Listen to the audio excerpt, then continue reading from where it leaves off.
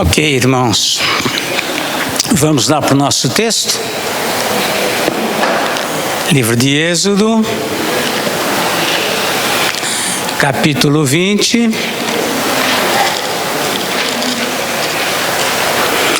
Semana passada nós lemos os versos 1 e 2, né? Quase já no final do nosso estudo. Aprendemos aqui que o Senhor estava prestes a ditar os mandamentos para que Moisés escrevesse, mas nós vimos que antes que o Senhor tratasse com os deveres do povo, o Senhor aqui se apresenta, o Senhor aqui manifesta para o povo a sua autoridade, quem Ele era e por que Ele tinha esse direito de receber ou de exigir do povo a prática desses mandamentos. Então aqui no verso 1 e 2 diz assim: então falou Deus todas estas palavras: eu sou o Senhor teu Deus, que te tirei da terra do Egito, da casa da servidão. Então o Senhor aqui manifesta, antes de qualquer coisa, Ele manifesta ao povo quem Ele é e por que Ele tem o direito de reivindicar a obediência do povo quanto aos mandamentos. Antes da gente continuar, tem alguém que nos visita pela primeira vez? Tem? Acho que não, né? Todos são de casa aqui. Então tá bom. Oi. Quem está falando aí? Ah, sim. Deixa eu ver. Quem é? Como que é o seu nome? Como? Jaciara. Tá certo, Jaciara. Ela já esteve aqui antes, mas na quarta-feira é a primeira vez. Que Deus abençoe.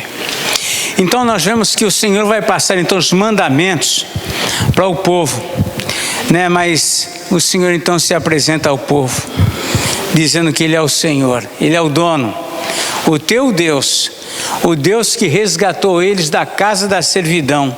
E diante disso, então o Senhor tem todo o direito sobre este povo.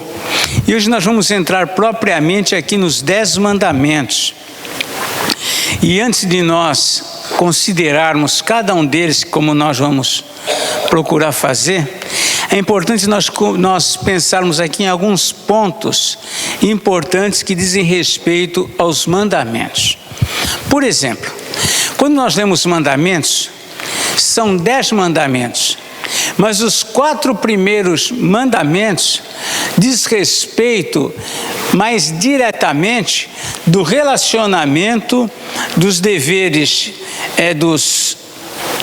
do homem para com Deus. É isso que diz aqui os 4 primeiros mandamentos, os deveres do homem para com Deus. Os 4 primeiros tratam isso. Os 6 mandamentos seguintes tratam dos deveres do homem para com o seu semelhante. Então os mandamentos, ele tem uma divisão que nós nem sempre, quando vamos lendo, percebemos. Mas os 4 é como o homem vai se relacionar com Deus, e os 6 seguintes é do relacionamento do homem com o próprio homem. Muito bem. Eles foram dados ao povo para que o povo andasse segundo esses mandamentos e por meio deles os homens fossem abençoados. Os mandamentos, a obediência aos mandamentos, portanto, é uma bênção para a nossa vida. Deus não depende da nossa obediência. Deus continua sendo Deus. Ele continua sendo o Senhor. Nós é que precisamos seguir os mandamentos, porque à medida que nós andamos segundo esses mandamentos, nós seremos abençoados. Isso vai trazer benefício, vai fazer bem para nós. Vamos ler aqui um texto lá em Deuteronômio, capítulo 5, versículo 1. Deuteronômio 5, verso 1. Quem chegar lá, pode ler para nós. Chamou Moisés a todos os israelitas e disse: ouve, ó Israel, o estatuto e juízo, que hoje nos falam aos ouvidos para que os aprendais e deis em os cumprir. Muito bem, vejam que lá no capítulo 5, 2 textos na Bíblia falam dos mandamentos. Êxodo 20, Deuteronômio 5. Esses 2 textos vão falar sobre os 10 mandamentos. Aqui no versículo 1 do capítulo 5, Moisés está novamente aqui recordando, está reportando. Tanto é que você vê um subtítulo lá, repetição dos 10 mandamentos. Esse texto de Deuteronômio 5, na verdade, está sendo passado para o povo 38 anos depois da primeira vez. E a ideia era esse, que eles os aprendessem e cuidassem de cumprir. No capítulo 4, no versículo 40, então um pouquinho antes do capítulo 5 aí, pode ler também alguém. 4:40. Guarda, pois, seus estatutos e seus mandamentos que te ordeno hoje, para que vá bem a ti e a teus filhos, depois de ti, e para que prolongue os dias da terra que o Senhor teu Deus te dá, para todos. Então vejam que esses mandamentos, guardá-los, aqui é para o bem deles, para que te vá bem a ti e aos teus filhos. Se o povo de Deus quisesse benefícios para a vida deles, para a vida dos filhos, dos descendentes, portanto, eles deveriam que guardar no sentido de guardar, de observar, de cumprir esses mandamentos, para que te vá bem a teus filhos, depois de ti, para que prolongues os teus dias na terra que o Senhor teu Deus te dá para todo sempre. Ou seja, o cumprimento desses mandamentos era para que o povo fosse abençoado. Eram diretrizes, eram regras importantes que iam fazer bem para o povo, que ia preservar o povo. Então essa é a ideia dos mandamentos. Alguns defendem, ainda sobre os mandamentos, alguns defendem que esses mandamentos eram consistidos em sentenças, se constituíam em sentenças, apenas sentenças. Se assim for o caso, então a forma expandida que nós temos dos mandamentos, que nós temos nas Escrituras, seria como que Moisés escrevendo, mas ao mesmo tempo como que um comentário sobre eles. Então tem mandamentos que você vê que ele é bem longo, outros é simplesmente não mentirás. Acabou. E outros vêm da sentença e vai acrescentando e detalhes e ideias. Então alguns acreditam que essas ideias, lógico, inspiradas por Deus, foram colocadas por Moisés, mas que talvez os 10 mandamentos fossem apenas 10 sentenças, bem objetivas. Então essa é a ideia que alguns têm acerca dos mandamentos. Um outro ponto destacável dos mandamentos é que eles possuem uma forma predominantemente proibitiva. Ou seja, 8 deles têm início com o advérbio não. 8 deles começam com não. Não matarás, não adulterarás, não mentirás, não. Às vezes até alguns querem destacar que ser crente é não pode. E não é só isso. Crente deve também muita coisa. Então, mas essa parte, esse advérbio de negação, se repete, né? Surgem 8 desses mandamentos. Apenas o 4º e o 5º mandamento são positivos. Não começam com a palavra não. Tá? Contudo, para cada proibição corresponde a uma ordem positiva de Deus. Por exemplo, a gente vai chegar lá, não mentirás. O que é positivamente, como que você interpreta esse mandamento? De forma positiva, não mentirás. Você vai falar a verdade. É o que corresponde positivamente à ideia, mas a maioria deles é negativo. Pois não. É o que Paulo fala, acho que deixando a mentira, fale cada um a verdade. Exatamente. Então, também não é com crente se abster, eu não minto, mas também não falo a verdade. Você deve falar. Por isso que o mandamento ele tem essa contraposição, né?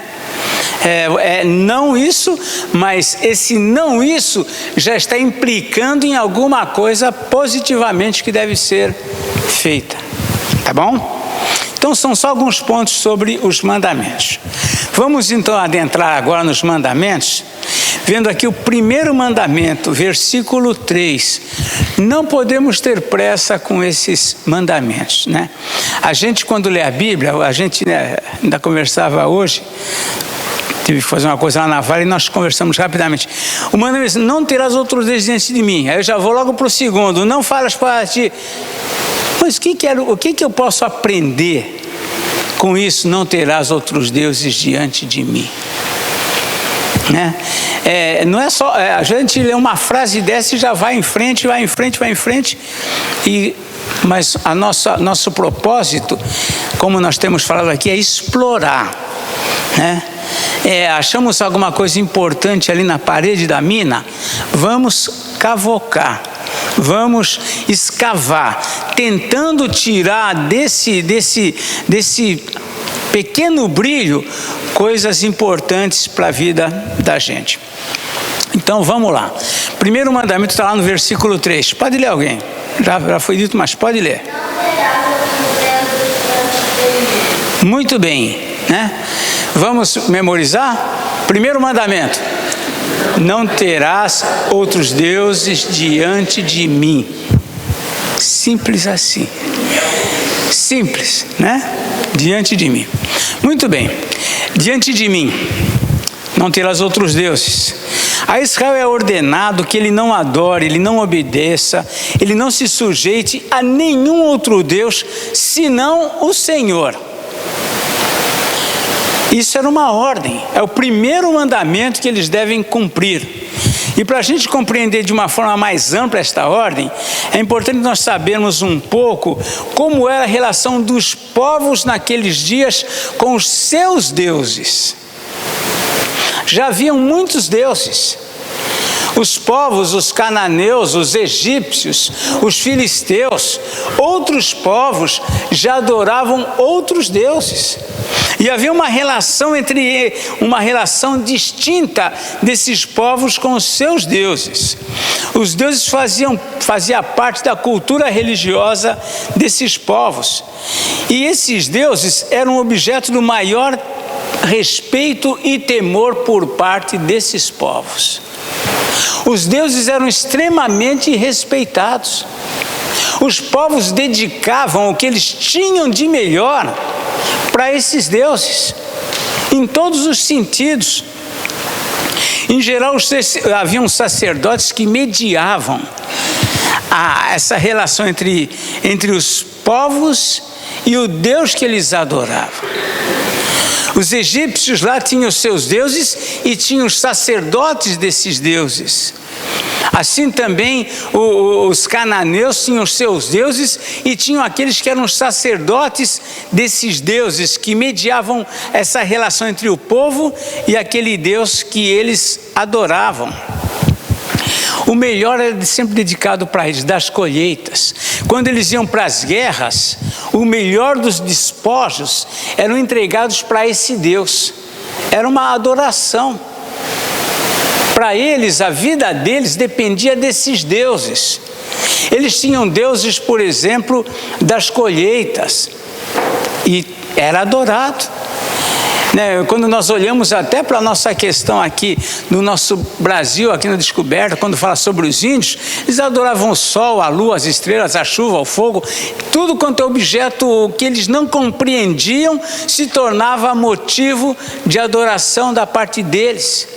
Então eles tinham deuses de todo tipo, e os povos eram escravos dos seus deuses, ainda que esses deuses tenham sido criados por eles mesmos.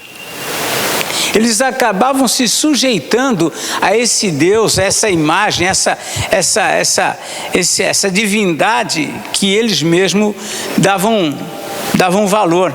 Na sua cegueira espiritual, nos momentos mais críticos, porque naquela época surgiam pestes, surgiam catástrofes, tinham os anos que não chovia, e tudo isso fazia com que esses povos se apegassem a esses deuses, crendo que estava nas mãos desses deuses a solução para a crise que eles estavam passando. Então havia uma relação entre esses povos e os deuses que eles criam. Eles chegavam ao ponto de que, quando as crises eram intensas, que eles tinham que oferecer sacrifícios mais penosos. Então eles se retalhavam, eles se autoflagelavam. Nós vemos isso na própria Bíblia, na situação quando envolveu lá Elias e os sacerdotes de Baal, que eles se cortavam para chamar a atenção de Baal para eles. Isso fazia parte daquela cultura.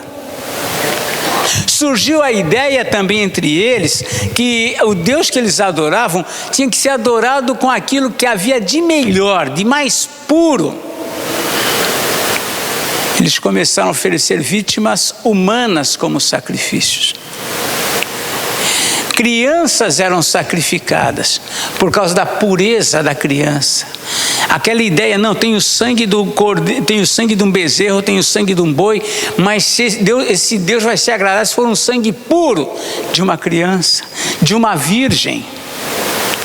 Todas essas coisas envolviam essa relação de adoração desses povos com esses deuses que havia naquele contexto.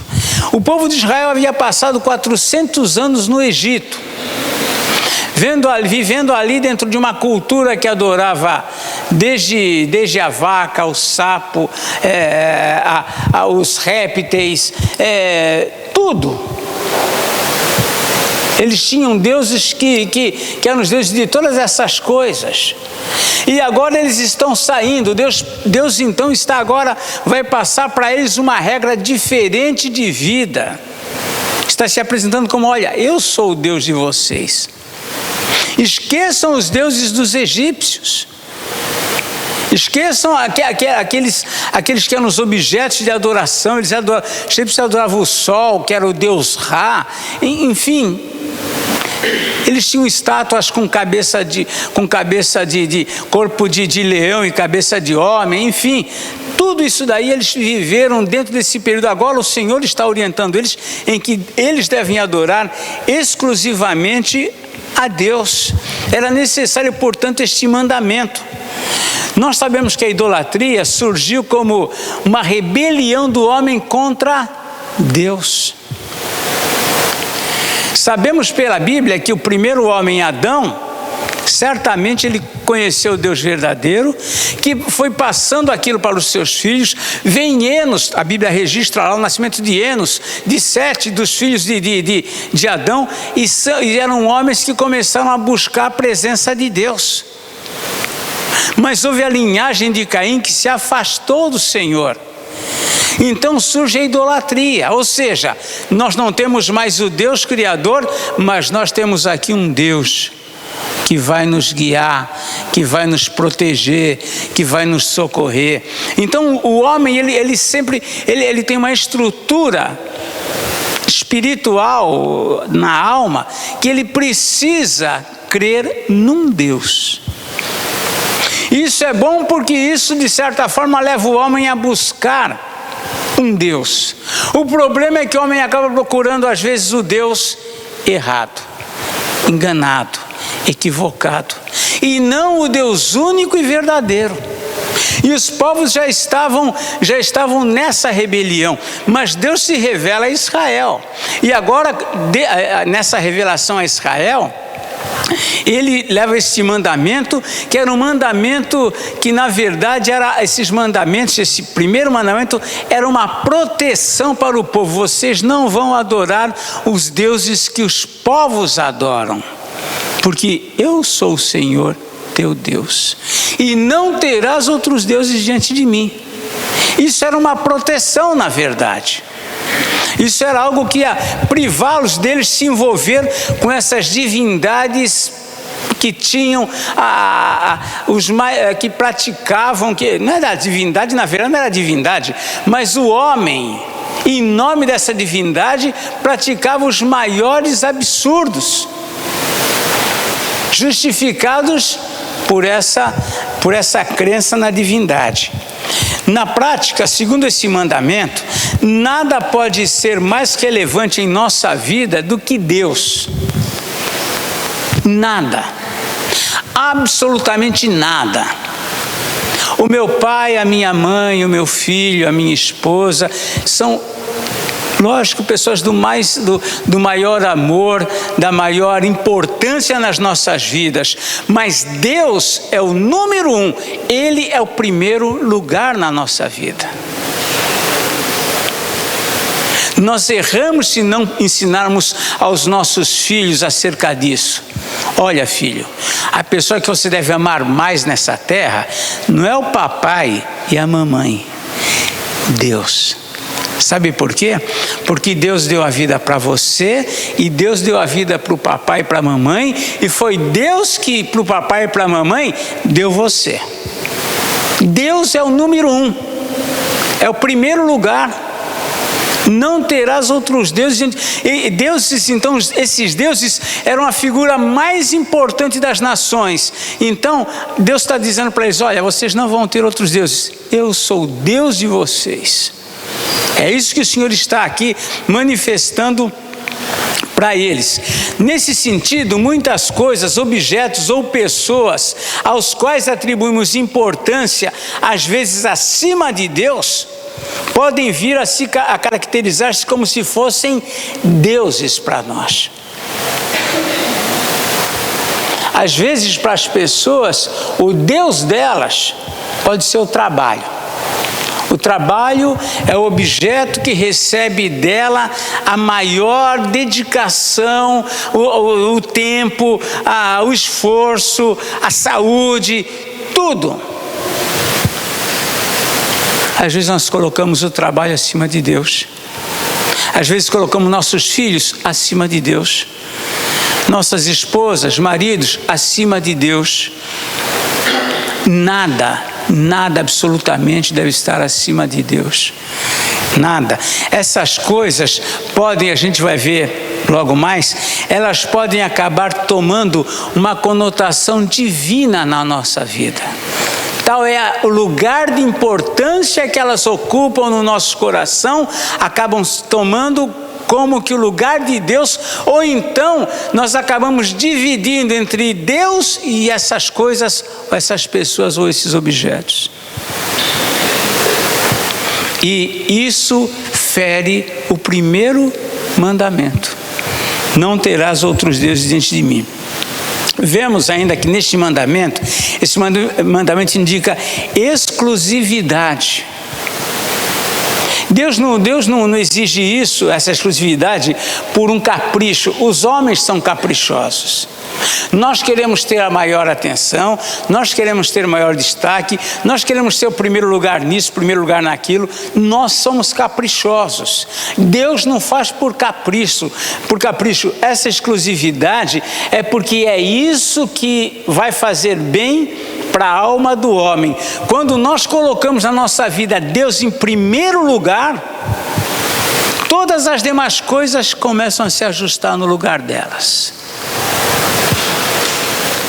A vida de muita gente está errada, complicada, está perturbada, fora do controle, porque essa ordem está comprometida. E muitos cristãos, infelizmente nós cristãos, muitas vezes temos essa ordem comprometida. Muitas vezes nós cristãos não temos Deus em primeiro lugar, verdadeiro. Nós sabemos disso, falamos isso, nós lemos isso, temos racionalmente isso é claro para nós, mas a nossa prática de vida não expressa que Deus é o primeiro lugar. Deus ocupa o lugar de mais importante, mais relevante nas nossas vidas. A prática mostra o contrário. E nós falamos: mas o que está errado na minha vida? De repente é isso. Deus não está ocupando o lugar que Ele deve ocupar no nosso coração. E a gente fala: mas eu me esforço tanto.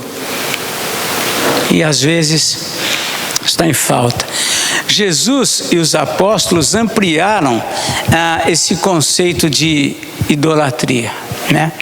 Vai muito mais adiante, né? Segundo o Senhor, essa questão de idolatria, como eu disse, não vai só Deus, aliás, algum Deus formado. Às vezes nós falamos, mas o catolicismo estimula isso, há muitas imagens.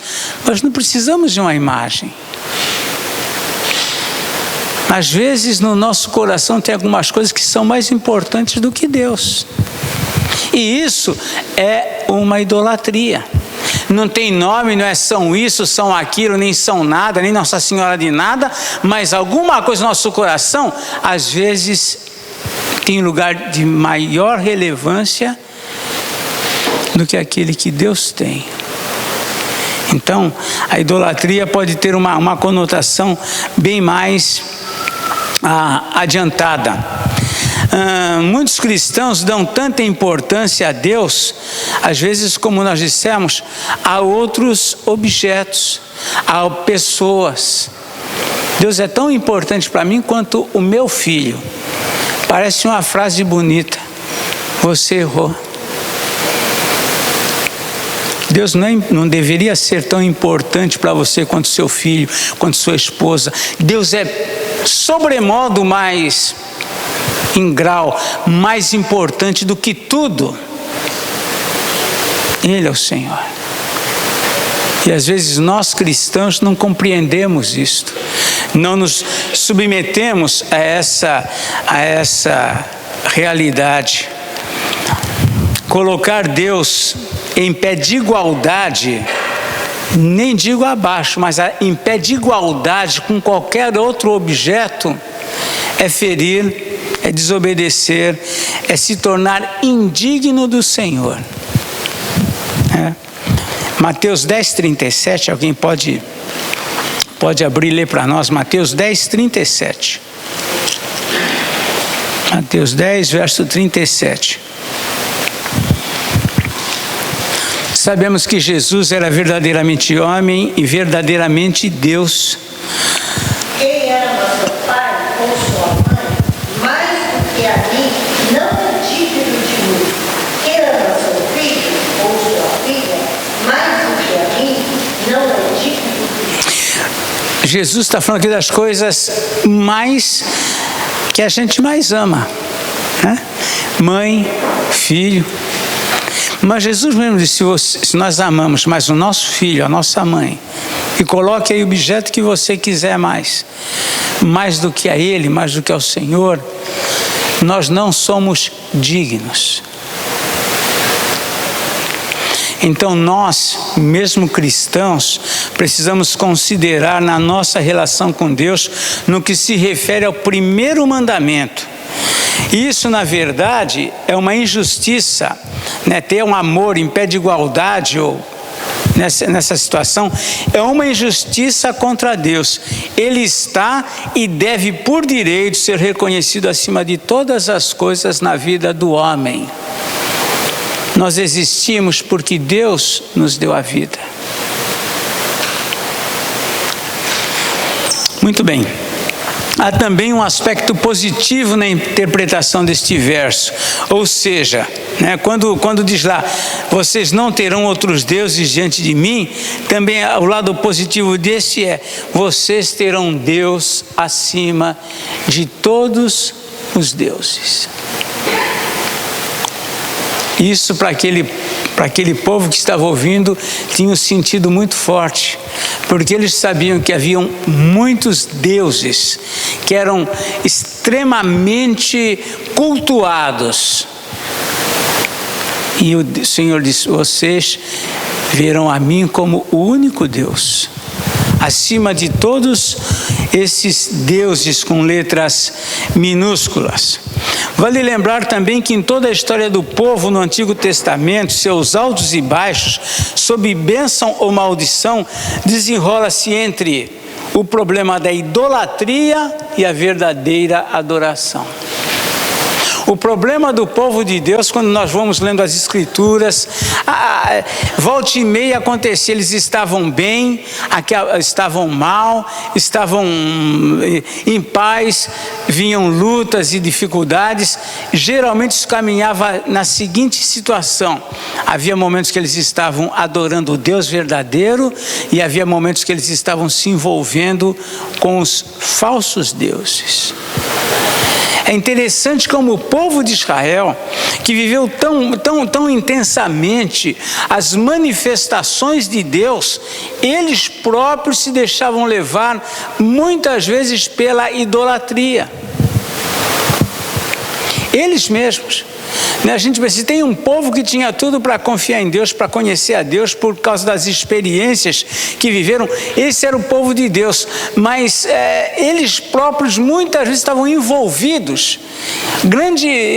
Praticamente todas as vezes que o povo sofreu derrotas, que o povo estava mal, que as lutas vinham e venciam eles e destruíam o povo, eles estavam envolvidos com a idolatria.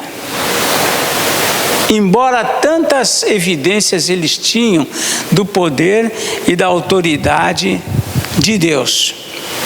Destaca-se também o fato de que esse mandamento se opõe ao ateísmo.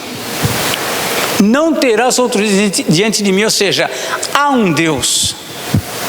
O ateísmo defende que não há Deus. Pode falar, Beth. Isaías 52 foi: eu sou o Senhor, este é o meu nome, minha glória, pois não darei a outra. Tem a minha honra, a imagem de escultura. O Catecismo pergunta 8, se não me fala agora, por causa de Deus e deuses. Eu sou o único Deus. Exatamente, né? Era necessário esse mandamento diante dessa cultura de ídolos que já estava presente naqueles dias. O Senhor precisava manifestar esse mandamento diante daquela realidade. Se ele fosse respeitado e adorado, conhecido como único Deus desde Adão, esse seria um mandamento dispensável, porque ele já era reconhecido. Mas, diante de tudo aquilo, precisava para o povo. Às vezes tem certas coisas que são tão básicas para nós falarmos para os filhos, que nós deixamos de falar. Mas mesmo as coisas básicas, nós temos que falar para eles. E é isso que o Senhor está dizendo. Era tão básico. No entanto, precisava que fosse ali colocado como um mandamento, né? E a primeiro deles é este, para que eles não tivessem outros deuses diante do Senhor. Esse mandamento aponta também para a suficiência de Deus. Nós não precisamos de outros deuses. Os povos envolvidos na idolatria, eles precisavam de diversos deuses. Por quê? Tinha o Deus da colheita, mas ele só era o Deus da colheita. Ele precisava de um Deus da fertilidade. Tinha um Deus da fertilidade. Tinha um Deus que dizia respeito à saúde. Precisava de um Deus com respeito à saúde. E nós vemos que a idolatria trabalha exatamente com isso. Né? Tem um santo que ele é para resolver os problemas das causas perdidas.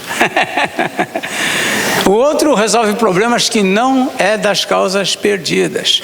Tem aquele que é só para os motoristas. Né? Vocês conhecem todos eles.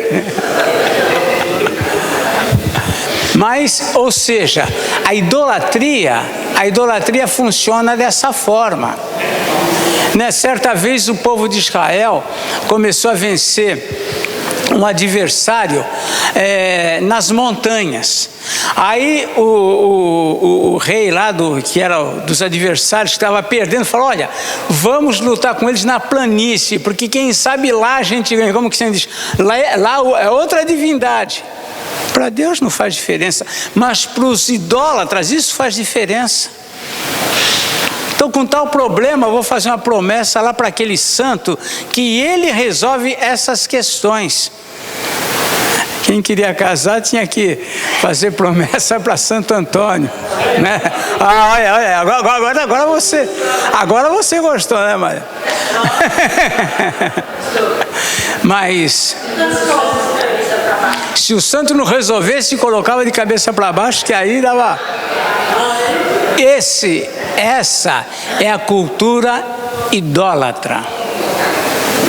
Mas Deus é suficiente. Por isso que o Senhor fala: olha, vocês não terão outros deuses diante de mim, porque eu sou o único Deus. Primeiro, que eles são falsos. Segundo, porque Deus é suficiente. Nós não precisamos de outros deuses. Precisamos do Deus único e verdadeiro. Ele é suficiente.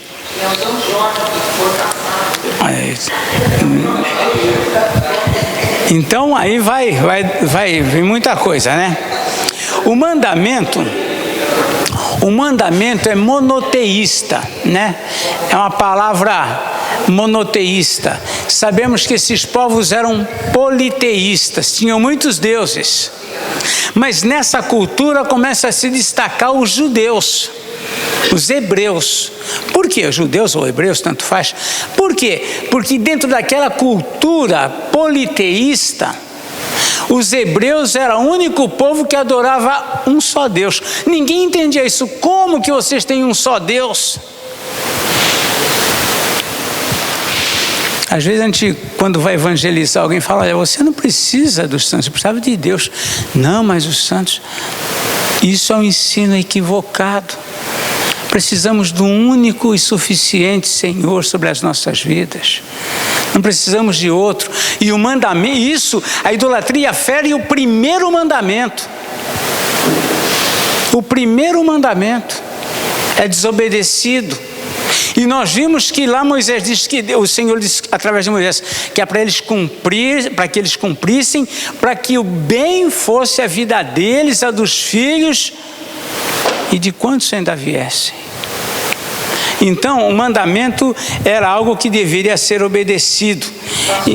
Pois não? A Bíblia é igual para essa. Sim. Está escrito mal. Exatamente. E por que os católicos então têm santos? Esse é o primeiro mandamento, é amar a Deus, né? Sim. Acontece. Eles ensinam o primeiro mandamento, na publicidade, eu sei que Deus tem para dizer, não terás outros deuses, amarás a Deus sobre todas as coisas.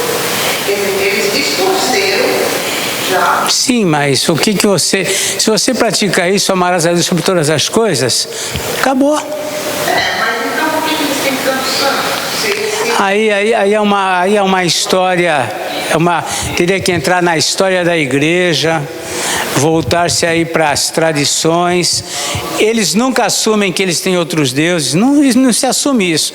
Para eles essas imagens são veneradas, né?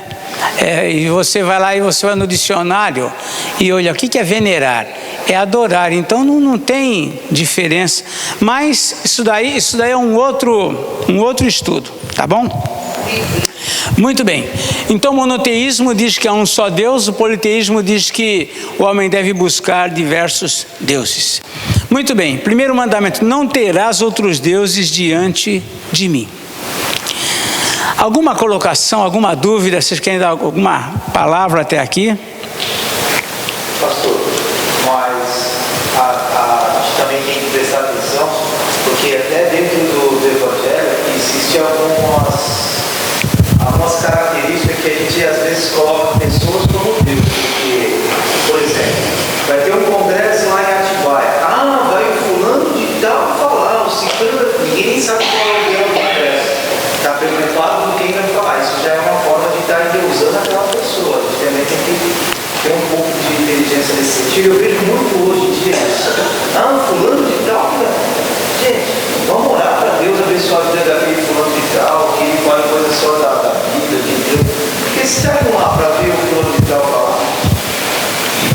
Gente, tudo tem que ter um equilíbrio, tudo tem que ter sabedoria. Lógico que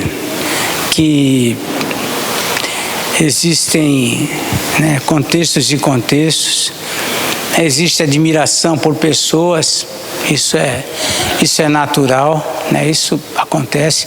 Agora, cada um tem que ver o limite disso. Se eu venho na igreja só quando vai pregar o fulano. Ah, não é o fulano? Ah, então, lógico, estou errado. Não vou dizer que é uma idolatria, não vou chegar a esse ponto. Mas eu estou errado, eu estou perdendo de vista que é Deus e não que é Deus que eu vou cultuar e não quem vai pregar. Então nós temos que avaliar isso, né? Às vezes a gente começa a ter outros elementos como ídolo, às vezes até a Bíblia pode se tornar um ídolo. O meu lugar que eu sento na igreja, se eu chegar e ele está ocupado, aquilo me dá um comichão que eu vou em outro lugar, mas aquele lugar, tem crente que é assim, gente, né? Então, essas coisas, né, são coisas que não quer, a gente já está até saindo da ideia, mas idolatria é algo que né, é algo que torna aquilo um ídolo, né? E isso às vezes se aplica até aí na mídia, né? O povo que não conhece a Deus tem pessoas como verdadeiros ídolos mesmo, dão a vida por eles, morrem por eles, choram por eles. Então, mas nós temos que ter, né, na ideia certa, com sabedoria, a questão de adoração a Deus. Segundo mandamento, que vai aqui acrescentando um pouco mais nessa ideia, né? Mesmo em relação ao primeiro mandamento. Pode ler aqui do versículo 4 ao versículo 6. Vemos aqui um daqueles mandamentos que dizemos que tem uma ideia mais expandida, né? Que talvez Moisés escreveu, né? Mas deveria ser, que de repente alguns defendem, que seria apenas uma frase, uma sentença, um mandamento. E não tudo isso, mas ele descreve aqui, e o que ele escreve é inspirado pelo próprio Deus para nós. Vamos lá. Portanto, não farás para ti imagem de escultura, nem semelhança alguma do que há em cima dos céus, nem embaixo na terra, nem nas águas debaixo da terra. Não as adorarás, nem lhes darás culto, porque eu sou o Senhor, teu Deus, zeloso e visite a iniquidade dos pais e dos filhos até a terceira e quarta geração daqueles que me aborrecem. E faço misericórdia e mil gerações daqueles que me amam e guardam o meu mandamento. Muito bem. Vemos aí, né, de repente, né, segundo essa ideia de alguns que é apenas uma frase, de repente lá na pedra, não farás para ti imagens de escultura. E aí Moisés pode ter detalhado alguns pontos sobre isto. Mas olhando para o mandamento, à luz desse mandamento nós entendemos primeiramente que é expressamente proibido fazer qualquer imagem como uma representação de Deus.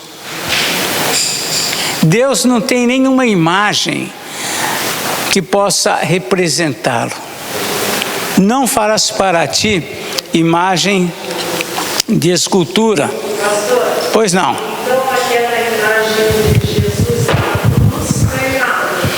não tem nada. Não tem nada a ver. Não tem nada a ver. Na verdade, os protestantes defendem que toda a cruz deveria se apresentar vazia. Por quê? Porque Cristo já ressuscitou. Essa imagem do Cristo morto não é real. Cristo ressuscitou. Então entendemos que a cruz tem que estar sempre vazia. Entendeu?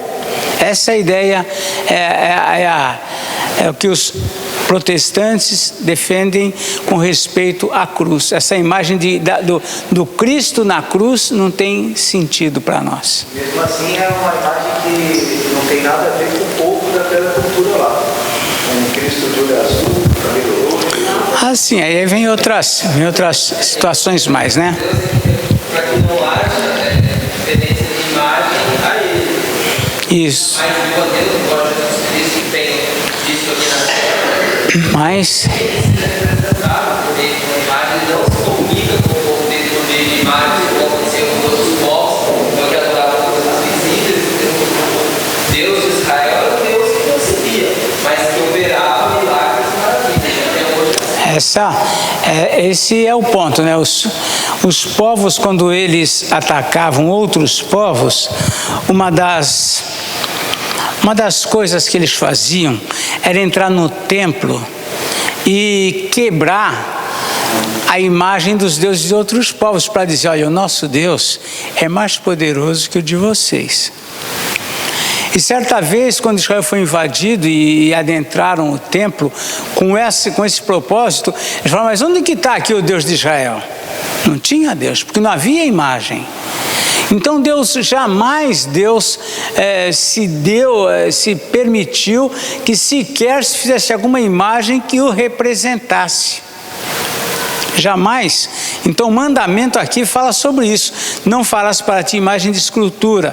Mas aí a impressão que nós temos na sequência do versículo é que aqui também sugere os ídolos pagãos, parece que estavam também em vista quando Moisés está escrevendo esses mandamentos, porque os ídolos dos pagãos eram animais.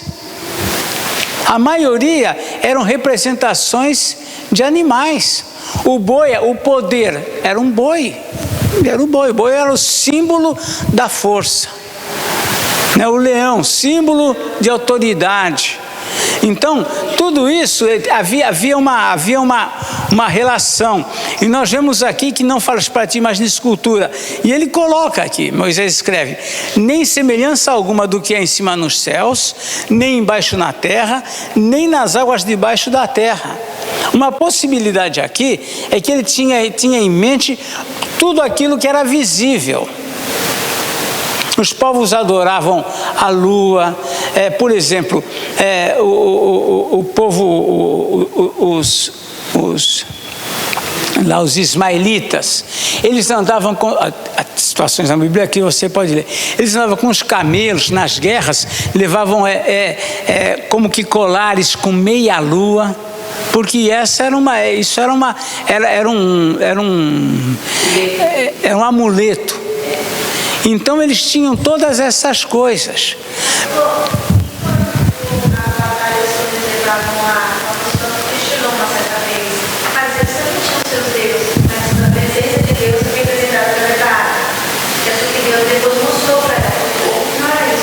Sim, tanto é que quando os filisteus venceram Israel, o que eles fizeram? A única coisa que eles tinham para levar, porque não tinha mais nada, não tinham um ídolo, levaram a Arca da Aliança. Mas o que era a Arca da Aliança? Não tinha nada a ver.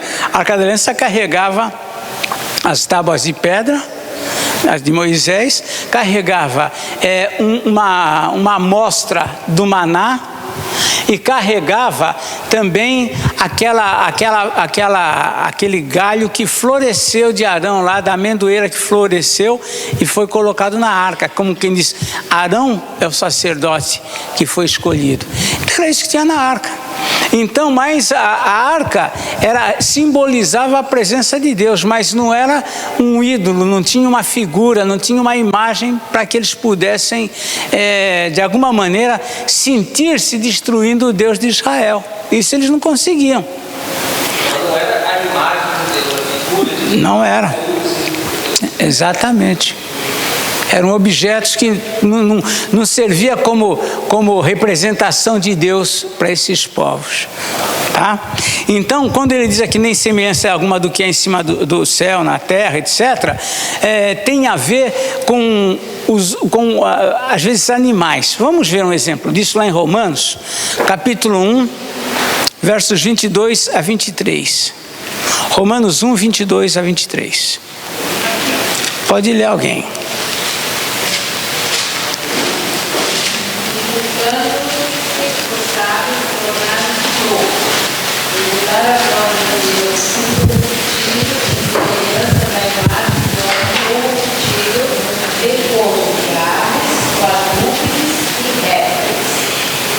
Por isso, Por isso, Deus entregou para os homens a milícia pelas concupiscências do seu próprio coração, para desonrar o seu corpo entre si. pois, Buscar a verdade de Deus e mentira, adorando e servindo a criatura em lugar do Criador, qual é bendito eternamente. ok.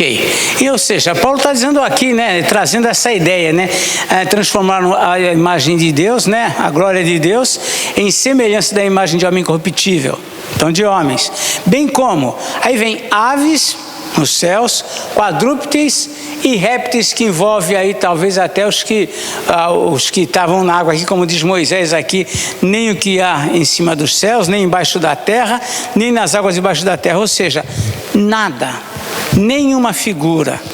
Não as adorarás, ele continua, nem lhes darás culto, porque eu sou o Senhor teu Deus. Todo homem deve prestar culto a Deus.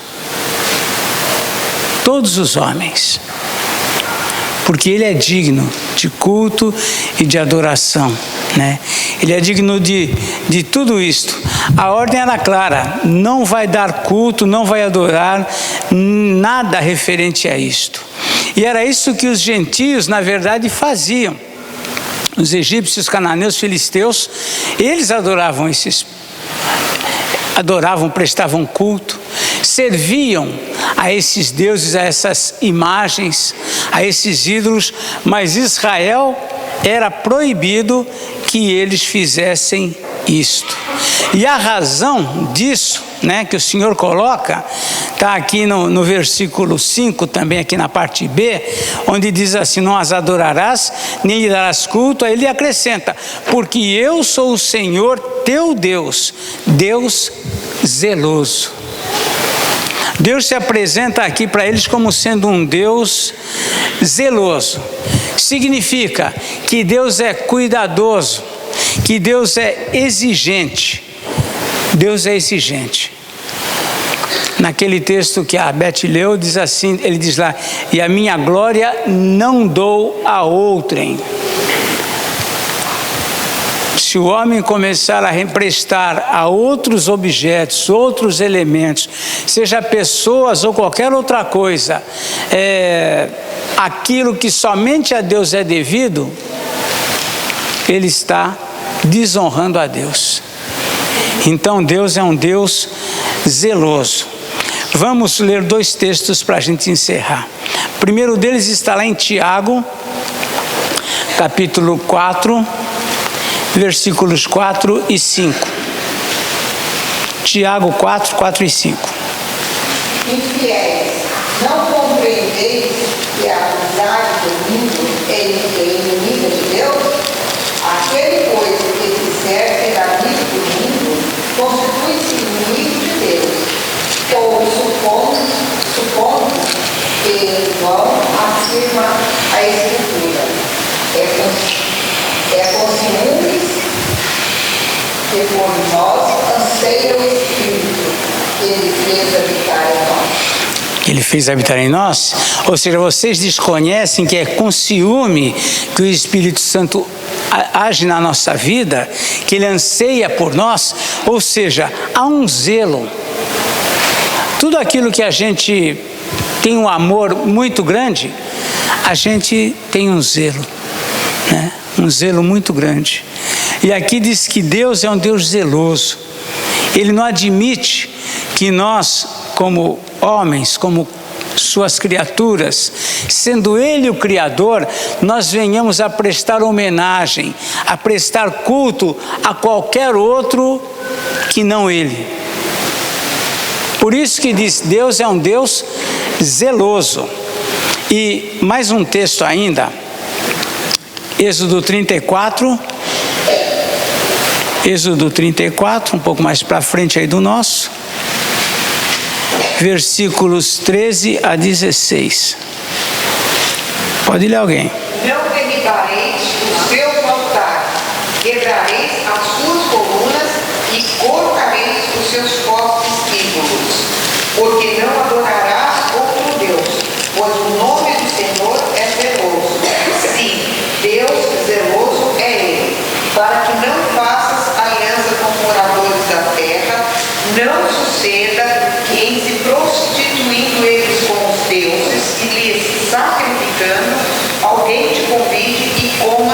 seus sacrifícios. E tomes mulheres das suas filhas para os teus filhos, e suas filhas, prostituindo-se com os seus deuses, façam que também os teus filhos se prostituam com os seus deuses. Então Deus é um Deus zeloso. Ele não queria, essa adoração a um outro Deus é comparado a um ato de prostituição. É como se o povo deixasse o Deus verdadeiro para ir se entregar a um Deus falso. Então, para Deus, isso é alguma coisa extremamente séria, né, que não deve acontecer. Então, primeira razão pela qual eles têm essa ordem de não fazer imagem de escultura é porque, aliás, que eles também adorassem a outros deuses e lhes desse culto. A primeira razão é porque ele é um Deus zeloso. Mas há uma outra razão ainda nesse versículo. Ele diz assim: Deus zeloso, que visita a iniquidade dos pais nos filhos, até a terceira e quarta geração daqueles que me aborrecem. Ou seja, essa adoração e esse culto a outro Deus que não ele, vai trazer consequências. Mas essas consequências que são muitas vezes questionadas, o que é isso? Deus vai visitar a iniquidade na terceira e quarta geração e assim por diante? O que é isso? O que isso significa? A gente vai tratar semana que vem. Vocês podem pegar comentários, ler, ouvir, mas é um texto que muitos distorcem acerca do que significa isto, né? Visitarei a iniquidade dos pais nos filhos até a terceira e quarta geração daqueles que me aborrecem. Então, semana que vem a gente fala sobre isso.